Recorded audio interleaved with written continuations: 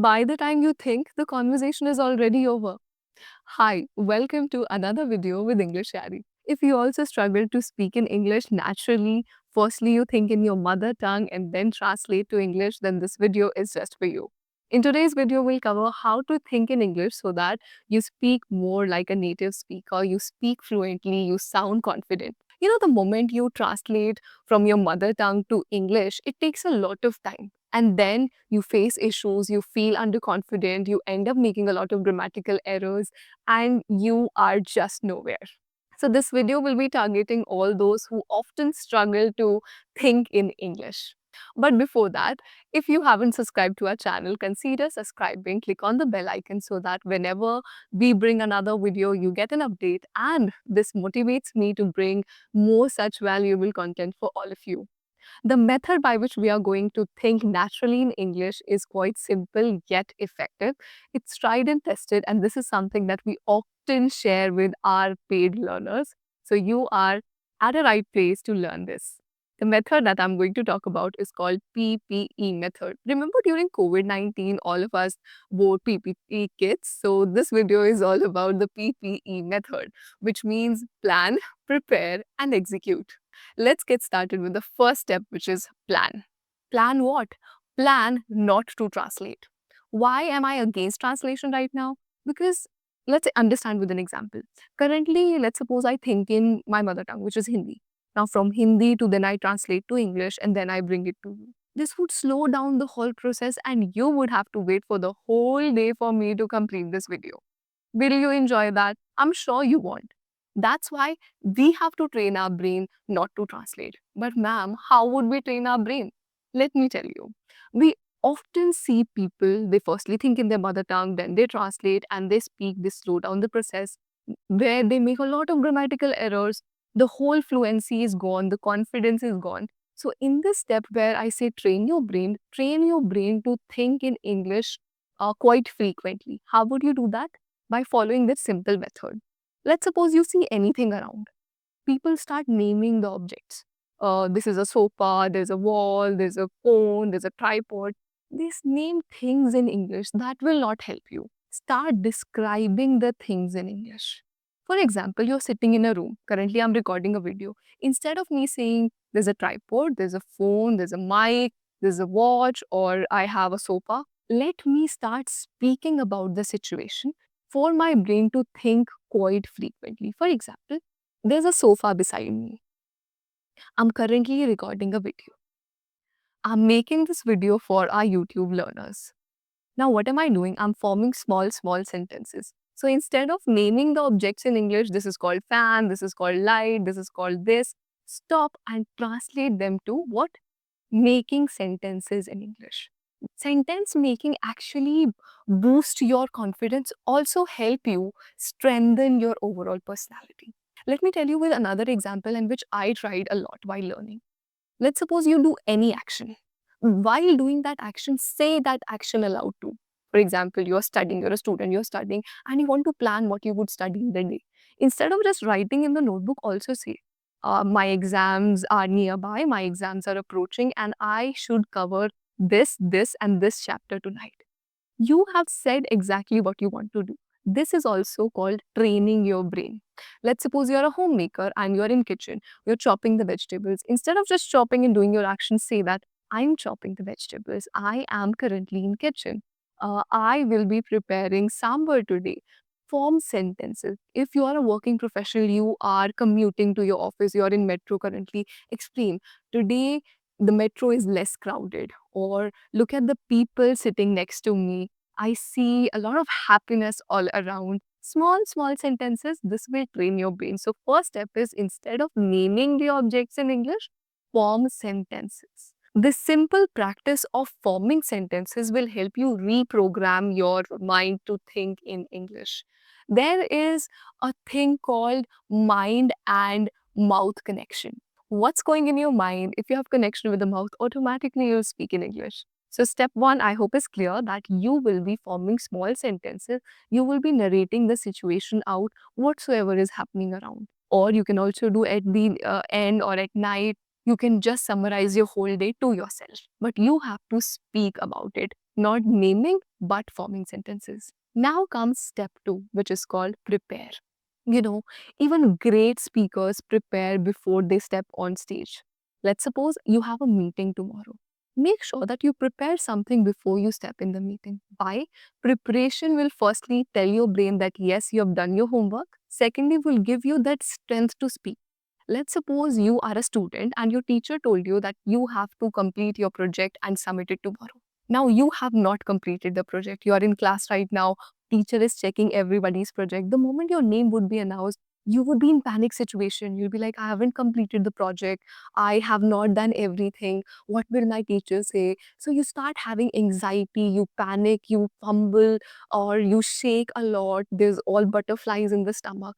Why does it happen? Because that time your brain gets the signal that I am not prepared and it tends to escape from the situation. So in step two, I'm saying prepare. Versus, let's suppose there's a person who has completed the project and now teacher announces, okay, it's your roll number, come. The learner would be in a good state of mind because he has done everything that was required for the project. He's completed the project, well assigned, well done. Now the body knows that yes, I've done enough of my research, my work is completed, so I'll have automatic confidence. That is what I want you to do. Prepare so that you exhibit confidence on your D day. If you're a working professional and you have a meeting tomorrow, plan some of the things beforehand.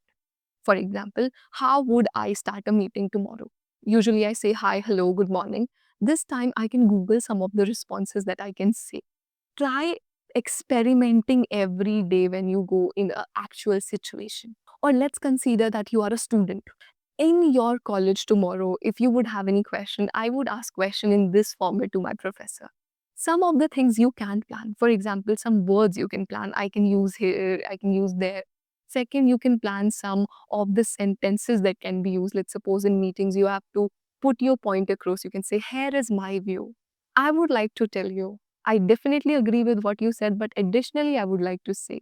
Now these are the sentences that you can easily prepare before, so that in actual setup your brain knows you've done your research, you've done your preparation, and you'll get a better result. So preparation is very important. But here is a thing. You can prepare your part, but you don't know how the other person would speak. Let's suppose I have crammed all the dialogues which I have to speak, but I don't know what kind of dialogues the other person has. Now there would be no coherence between this, everything would come to a mess. That's why talking to somebody is very important. And that's where the role of tutors come into picture. You know, at English Shari, we tell you that get on with expert and certified tutors, have session with them. Why do we say so? Because here, you come in the session, the tutor appears, now you're having a conversation on different topics. While having a conversation, yes, you've prepared something, but the person is also there to have a conversation on and make you feel confident. They help you with some of the real life scenarios. Let's suppose you're preparing for interviews, they'll give you mock job interviews so that you've already lived the situation. Now, on your very day of interview, you will not feel nervous because you've already done so many mock interviews. Or you struggle to appear in presentation, you don't know how to present gracefully. Now, your teacher has already created the same environment of presentation. It would be easy for you. So, preparation is important. Before going into the situation, make yourself fully equipped, make yourself ready physically, mentally, so that you perform the best of your ability. Till now, we have covered two steps, which is firstly, plan, second, prepare. Now, third and the most important part comes in, which is execution. In step one, you tried reprogramming your brain by forming sentences, by speaking quite often. Whatsoever you're doing, you're just saying that, you're verbalizing that. Second step was preparation before going into anything. I'll prepare, I'll take some time, whether I'll prepare by Googling some of the things or I'll prepare by having a conversation with expert tutors at English Yari, or if you have any friend, you can do that. But while talking to expert, you get that confidence because they rectify your mistakes. When a friend rectifies a mistake, you feel bad. When a colleague rectifies your mistake, hey, you did this wrong, grammatically it's incorrect, you feel bad. But when you talk to tutors, you are in your personal sessions, one tutor, one learner. There's no judgment at all. So it's easy for you to commit mistakes and learn at your own pace, right? Third step is called execution, where whatsoever you have done, now you have to execute in the real life scenario. Let's suppose, as I said, you have a meeting tomorrow. Whatsoever you have prepared now in the meeting, you have to speak up. Always remember that the words you choose to speak actually tells a lot about your personality. Many times I get a lot of comments why learners are able to connect with us, because through our voice we are helping them out. So make sure whenever you speak you have a great choice of words. You exhibit a lot about your personality through your words, so be choosy with your words. Speak up. In professional career, if you want to grow, then you have to get noticed. You have to speak. Just shying away or hiding behind others would never help you. So whatsoever you know, just add that. If you are in meetings, you know few sentences, say that. Small sentences, it's okay. Something is better than nothing. Try with that. If you know some good word that you can add in, try adding.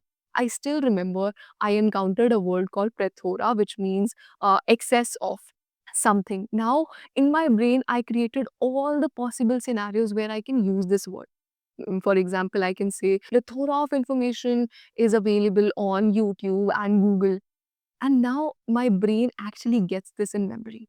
Remember, your brain remembers scenarios rather than statements. Let's suppose I say, tomorrow you have to appear in meeting. Versus I say, hi, tomorrow we have very important meeting with all the board members. We need to make sure that we appear there on time, we log in on time, because this meeting will definitely help us to know whether we'll be making successful business out of this or not. Now your brain knows the importance of it because I have cooked up a story. Whenever you are executing things, try narrating stories. You know, what am I doing currently? I am narrating a story to you.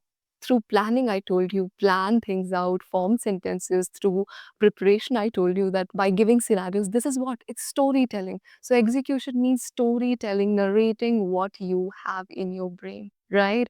Make sure you say something that people find value in. That's when they will listen to you. And if you watch this till now, I want you to understand that, ask yourself, where do I need to see myself in next 30 days, 60 days, 180 days, whatsoever. If you want to see yourself as a confident and a fluent English speaker, you need to start from today. You watching this video, I'm sure you're serious about it. Now take action, execution, action.